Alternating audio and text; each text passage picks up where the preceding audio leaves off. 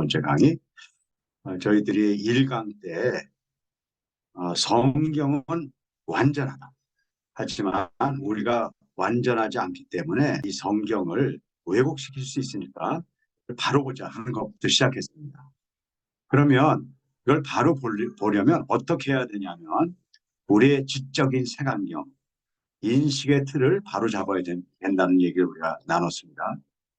두 번째 강의에서 그러면 우리가 지적인 색안경을 벗는 첫 번째 시작을 사선치기를 했습니다.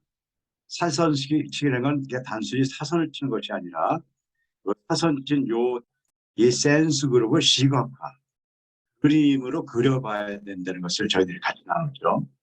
그리고 지난번에 이렇게 해서 우리가 성경을 이렇게 바르게 바라본다 하더라도 또 하나 바꿔야 될 우리의 그 색안경은 뭐냐면 책을 볼 때 저자, 성경이면 하나님이 저자시죠. 하나님의 이야기를 듣기보다는 내 이야기를 들으려고 한다는 것이죠. 그래서 이것을 막기 위해서 우리가 밑줄을 쳐보는 것입니다. 밑줄을 쳐보면 이 이야기가 내가 중요하다고 생각해서 결정한 것인지 아니면 하나님의 말씀인지를 비교해버리 여기서 한 가지 더 우리가 한데 그것은 스토리별로 볼 수 있게 된다는 것이죠. 이런 공부를 해나가는 과정 중에 가장 중요한 것이 인식 지식을 활용 지식으로 우리가 바꿀 수 있는 능력이 있어야 된다고 얘기했습니다. 인식 지식과 활용 지식은 제가 영어를 갖고 간단히 설명드렸죠. 한국 사람들은 약 2만 단어의 어휘력을 가지고 있고 문법, 그래머도 잘 알고 있어요. 근데 미국의 어린 아이들은 2천 단어밖에 없고 문법 같은 거 잘 모릅니다. 하지만 이 아이들은 이걸 가지고 영어를 자유롭게 사용해요. 근데 우린 2만 단어나 갖고 있는 이 단어를 갖고도 영어를 못합니다. 인식 지식이 필요되는 것이 아니죠. 인식 지식은 필요한 것이죠. 우리가 알고 지식을 쌓아놓는 건 굉장히 중요한 것 같아요. 하지만 그 인식 지식이 인식 지식으로만 있다 그러면 거의 써먹지 못한다는 것이에요. 그래서 우리가 인식 지식을 늘리는 것도 해야 돼요.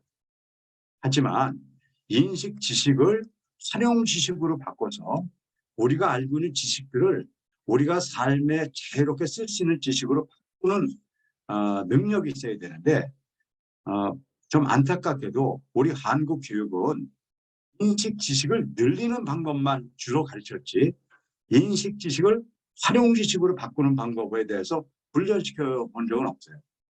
이런 훈련들은 누가 하냐면요. 철학자들이 주로 합니다. 그래서 이분들은 대충 인식 지식이 활용 지식으로 가는 원리들은 알고 있어요. 예를 들어서 비판적 사고를 해야 된다. 굉장히 많이 듣는 얘기입니다. 크리티컬 띵킹 해야 된다. 굉장히 그런데 이 띵킹에 대한 설명을 이렇게 읽다 보면요. 무슨 소리인지 모르는 거예요.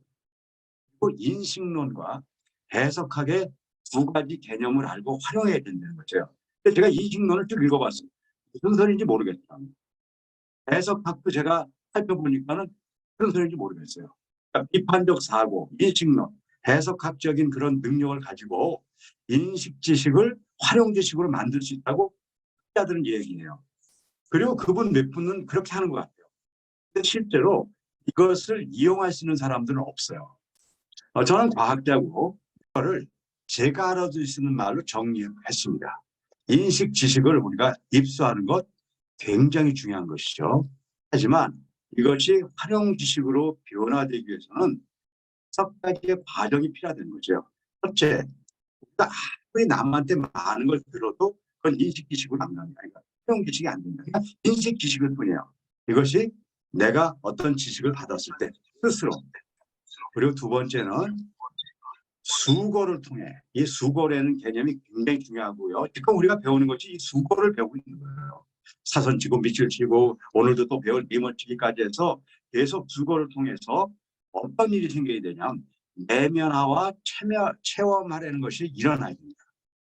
그리고 다섯 번째, 이것이 분명하게 자기의 수고로 표출됐을 때 이것이 활용 지식으로 바뀌어요. 근데 이 말도 어려운 말이에요. 그래서 제가 이 말을 더 쉽게 만들었어요. 사선 치고 밑줄 치고 꺽대를 치고 네모를 치고 삭제를 하자. 제가 이렇게 용어를 바꿨어요. 하지만 이 안에는 앞에 있는 비판적 사고, 인식론, 해석학 이런 부분들이 사실 다 담겨져 있는 이야기들이에요. 그래서 여기까지 우리가 이렇게 왔습니다. 제가 지난 시간에 챗 GPT라는 그 인공지능에 대해서 말씀드렸어요. 어떤 분이 이 기자가요. 우리는 오늘 2번 중에 형제를 위해서 이 자리에 모였습니다. 그들의 병이 무엇이든 간에 관계없이 그들 모두 우리의 사랑과 지원을 갈망하고 있습니다. 애통하는 자는 복이 나니 그들이 위로를 받을 것이요. 마가복음 4절에 말씀을 기억합시다. 그리스도는 우리의 아픔과 슬픔을 이해하십니다. 이런 얘기를 해서요. 언뜻 보면 병문안을 간 어떤 목회자가 관우 성도를 위해서 나눈 설교 같다. 하지만 이 메시지는 지금 얘기한 GPT에다가요. 여기다가 물어봤어요. 기자가요. 어떻게 물어봤냐면요. 입원한 성도를 위해 5분 길이 정도의 설교문을 만들어 달라고 타이핑을 치자마자 문장이 드르륵 생성됐어요. 이런 질문을 하면 이 챗 GPT가 전 세계에 있는 설교문을 쫙 보고 그중에 여기 합당하다고 생각하는 걸 만들어서 이렇게 보내주는 거예요. 이게 현재 우리가 막다뜨리고 있는 세계라는 거죠. 인식, 지식을 늘려주는 것. 많은 좋은 얘기를 만들어서 많은 사람들에게 좋은 얘기를 하는 시대는 이미 그냥 인공지능도 할 수 있는 일이 돼버렸고요.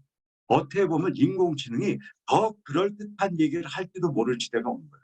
그런데 그 인공지능이 그러면 많은 지식을 모아서 멋있게 만든 것이 우리의 영적인 리딩을 할 수 있는 그런 시대라고 볼 수는 없는 것이죠. 이때 우리는 무엇을 할 것인가? 이때 우리는 이런 지식이 들어왔을 때 그것을 바르게 바라볼 수 있는 사람을 기르는 것이 중요하다는 것이죠.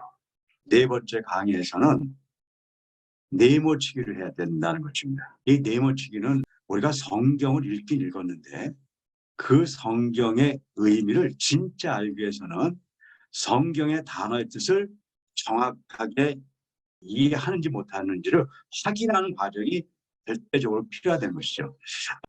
교회에 좀 다니면요. 우리가 죄 때문에 죽을 수밖에 없는 인간이에요. 그런데 하나님이 우리를 사랑하셔서 예수님을 통해서 구원하기로 작정하신 것이에요.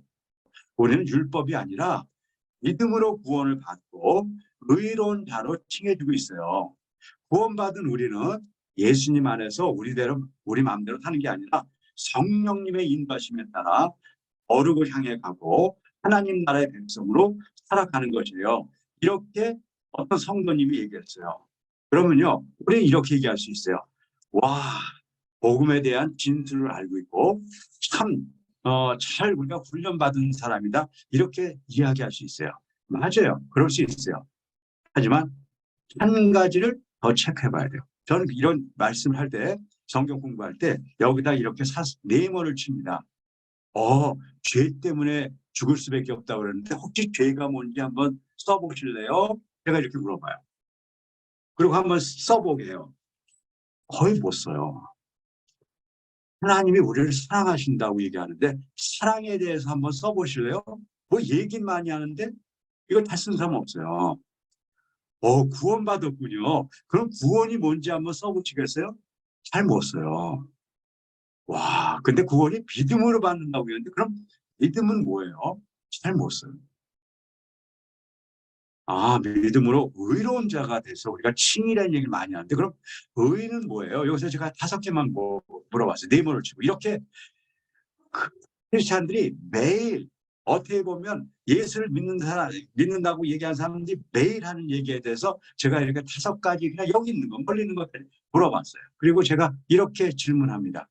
적어보세요. 그리고 이렇게 적습니다. 그리고요 다 적게 해요. 제가 한 5분 정도 시간을 줍니다. 이렇게 적겠어요. 그래서 이제 적었어요. 그리고 제가 이 질문을 합니다. 자, 여러분들 그 적은 것 중에 완전히 맞게 적었다고 생각하는 단어를 적어보세요. 4개 이상 쓰는 사람이 없습니다. 알기는 아는데 정확하게 알기 어려운 게 하나 되겠죠. 알지 못하는 단어도 쓸래니까 못 쓰는 것이 한 개는 됩니다. 자, 이 정도면요. 굉장히 성적이 높은 사람이에요.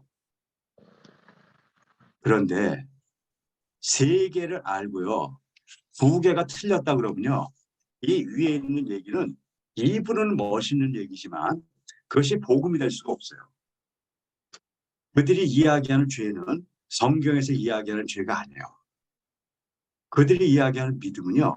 성경에 의해서 말하는 믿음이 아니에요. 믿음이 아니라 신념이에요. 우리가 열심히 하는 거죠. 이렇게 바라본다고요.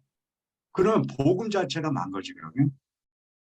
그래서 우리가 아무리 멋진 복음의 내용들을 입으로 말로 말할 수 있더라도 그것이 진짜인가 아닌가를 찾아볼 수 있는 것 중에 하나가 메모치기를 해서 그 말의 뜻이 무엇인가를 알아내야 된단 말이에요. 그리고 이걸 확인되어져야 돼요. 그런데 안타깝게도 이거를 확인하는 과정은 거의 없어요. 이건 무슨 공부라고 생각해요. 또 공부 아닙니다. 이거는 우리가 성경이 진짜 진리냐 아니냐를 확인할 수 있는 가장 필수적이고 너무 절실한 내용이라고요. 그래서 이런 것들을 우리가 이제 꼭 하죠. 자기가 갖고 있는 생각들을 얘기하는 것이 성경이 얘기하는 진리를 얘기 못하는 사람들이 너무나 많습니다. 제가 이제 그 성경 사전을 좀 만들었습니다. 일반적으로 제가 이제 성경 사전을 갖고 뜻을 보려니까요 너무 어려워요. 무슨 얘기인지 잘 모르겠어요. 그래서 제가 이제 여러 가지 성경 사전들을 다 해서 이것들을 죄는 이런 것이다. 죄는 사람 가운데 불법 좀 느끼는 죄도 죄의 어떤 결과들이지 죄는 하나님과 인간에 대한 흘리고 관계가 깨지는 데서 오는 것이라는 개념들을 얘기해주고 또 사랑이라는 것은 우리가 얼마나 착한 일하고 봉사하고 그런 것들이 아니다. 그러냐면 그건 사랑에서 나온 결과물이지 그것이 사랑일 수 없는 것이죠. 그래서 성경에서는 우리가 친구를 위해서 내 몸을 불사르고 모든 것들을 다 팔아서 남에게 준다 하더라도 사랑이 없다고 얘기할 수 있다고요. 왜 그러냐면 사랑은 결국 하나님이시기 때문에 그런 것이죠. 그래서 이 사랑의 개념이 잘못된 사람은 복음을 아무리 멋지게 이야기하더라도 그게 복음이 되는 것이죠. 구원에 대한 문제도 굉장히 많은 헷갈리는 게 있고요. 특별히 믿음에 있어서 신념과 신앙에 대한 문제를 잘못 이해하는 사람들이 굉장히 생각보다 많다는 것들을 저는 이 의에 대해서도 굉장히 이걸 헷갈려 합니다. 의라는 건 어디 가서 착한 일 하고 그렇게 생각하는데 그게 아니라 하나님의 관계가 깨진 자들이 하나님 관계가 다시 회복되는 것이지. 그래서 이 메모치기라는 과정을 통해서 내가 성경을 볼 때 정말 우리가 쓰고 있는 용어들을 알고 있는가, 우리가 이야기하는 것이 정말 성경에서 말하는 뜻의 내 개념을 갖고 말하는 것인지 아니면 내용은 다 다른 건데 겉만 똑같은 것인가에 대한 검토, 복음을 전하기 위해서 한 번 정도 네모치기를 하고 가는 것이 이제 중요하다고 제가 이렇게 말씀드리는 것입니다. 개념 심화를 하면 이렇게 우리가 처음에 얘기했던 것들을 그 개념에 의해서 얘기를 더 정확하게 할 수 있죠. 우리가 그냥 죄졌으니까 이렇게 얘기하지 않고 하나님으로부터 분리된 죄 때문에 우리가 사랑하면 된다 그런 얘기가 아니라 사랑하신 하나님이 우리를 사랑하셨기 때문에 그 사랑으로 우리가 하나님의 구원받는 것들, 그다음에 우리가 믿음으로 구원을 받으며 이런 경우도 우리의 신념이 아니라 하나님이 주신 믿음으로 우리가 구원을 받으며 그다음에 그냥 의로운 사람이 되는 것, 그렇게 하나님과 올바른 관계를 갖는 의로운 자로 칭해진 데는 이런 착한 개념들을 이렇게 통해서 우리가 이야기 되어질 때 우리가 옆으로 이렇게 벗어날 수 있는 것들을 우리가 찾아낼 수 있는 굉장히 중요하다는 걸 알게 됐습니다. 그래서 우리가 성경을 읽으면서 우리가 너무너무 잘하는 것 같은 그런 그 단어부터 네모를 쳐서 그것이 성경에서 무엇이라고 얘기하는 것을 명확히 알면서 가는 것이 성경 공부를 하는데 매우 중요하다는 것이 이제 네 번째입니다. 마지막 이제 다섯 번째 팩트하기까지 오늘 시간이 될 것 같으니까 하겠습니다. 성경을 읽으면서 성경에서 사람들은 자기가 중요하고 자기가 얻기 위한 것들에 밑줄을 치게끔 되어 있습니다. 저도 인생을 그렇게 살아왔고요. 그래서 성경을 오래 읽고 성경을 많이 읽었는데 하나님과 예수님과 성령님이 이야기하는 것보다 내가 해석한 것들이 너무 많았다는 것입니다. 신약에서는 이미 예수님의 얘기가 나올 때 이렇게 빨간색이 칠해져 있습니다. 하지만 신약에서도 뒷부분에 예수님, 그런데 예수님만 치면 안 되는 거죠. 예수님과 하나님과 성령님은 삼위일체로 한 분이니까 예수님의 예의가 되든지 성령님의 예의가 나오든지 하나님의 예의가 나오면 거기를 밑줄을 치면서 읽는 것입니다. 구약은 그런 게 없습니다. 구약은 그래서 우리가 같이 성경 공부하는 분들이 모여서 구약을 창세기부터 읽어갈 때 하나님 또 성령님 얘기가 나옵니다. 그런 게 나올 때 색칠을 하면서 가자는 것이죠. 그래서 우리가 성경의 초점을 하나님, 예수님, 성령님으로 바라보자는 것이에요. 그럼 다른 것들은 필요 없는 것인가? 아니죠. 성경에서 얘기하는 많은 메시지들이 있죠. 우선순위가 있다는 것이에요. 일단 하나님, 예수님, 성령님이 어떻게 하신다는 것을 명확하게 알고 우리가 갖고 있는 인간의 지혜의 어떤 것들이 접근하는 건 괜찮지만 이거를 우리가 빼놓고 인간이 갖고 있는 많은 설명을 하는 것들에는 문제가 있다는 것이죠. 예를 제가 하나만 드리겠습니다. 예를요. 저는 어렸을 때부터 요셉 얘기를 많이 들었습니다. 요셉은 아주 억울하게 그 애굽 땅에 왔는데 거기 가서도 요셉은 꿈의 사람이기 때문에 꿈을 잃지 않고 끝까지 이렇게 꿈을 지키면서 정말 거기서 하나님의 사람을 살려고 몸부림.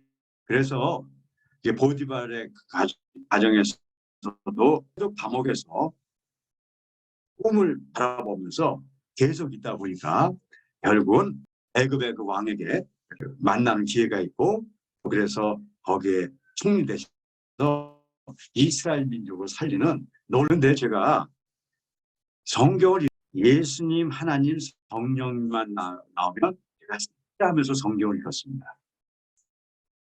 그리고 이 이야기가 이렇게 서 있지 않다는 걸 제가 발견하고 굉장히 저는 당황했었어요.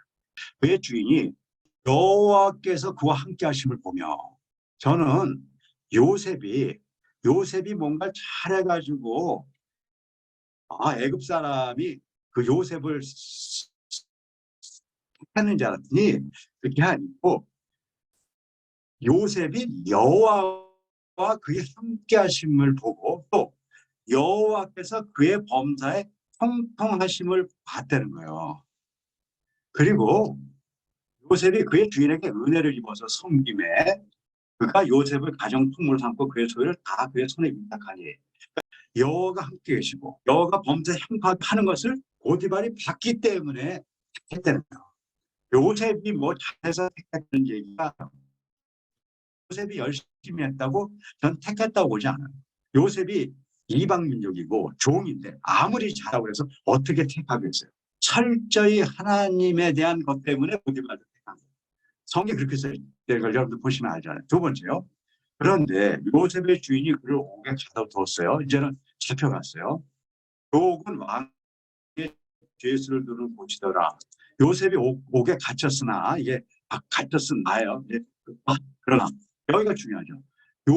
여호와께서 요셉과 함께 계시고 그다음에 그에게 인자를 더하고 이건 지금 요셉의 스토리는 요셉의 스토리가 없어요. 하나님이 다 함께 하시고 그래서 그걸로 은혜를 받게 해서 그래서 간수장 똑같죠. 요셉의 손에 맡기고 요셉의 처리해야 했다는 거예요. 자, 이는 이렇게 한 이유를 여긴 한 번 더해. 이는 왜 그러냐? because요. 여호와께서 요셉과 함께 하시고 여호와께서 그를 범사에 형통하게 했기 때문에 일어난 일이지 요셉이 착한 일에서 일어난 일도 아니고 여기서 꿈을 지키기 위해서 했다는 어떤 것도 존재하지 않아요. 사실 저는 이 꿈 얘기에 관심이 있어서 꿈을 봤는데 이 대한 얘기는 언제 나오냐면요. 요셉이 성났는데 그때 요셉이 어렸을 때 그 꿈을 기억했다고 써 있어요. 바로하고도 똑같은 인생입니다. 바로가 그의 신하들에게 이르되 이와 같이 하나님의 영에 감동된 사람을 우리가 못 봤다는 거예요. 이거는 누구 얘기하고 똑같으냐면요. 보디발 얘기하고 똑같습니다. 보디발이 이렇게 보니까 하나님하고 같이 있는 자구나. 똑같은 얘기를 하죠. 하나님의 영에 감동된 사람은 우리가 어찌 찾을꼬. 그리고 요셉에게 이르되 모든 것을 해서 하고 이렇게 하라고 얘기한 것이죠.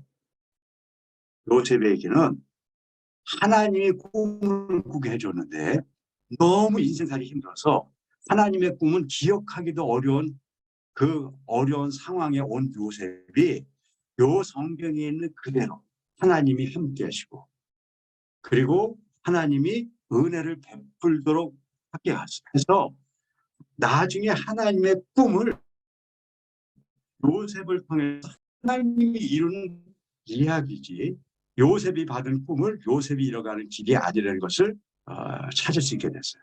제가 구약의 성경을 계속해서 이렇게 읽어봤거든요. 그렇게 읽어봤더니 제가 여태까지 알던 성경 내용하고는 또 다른 것들이 많이 있었어요.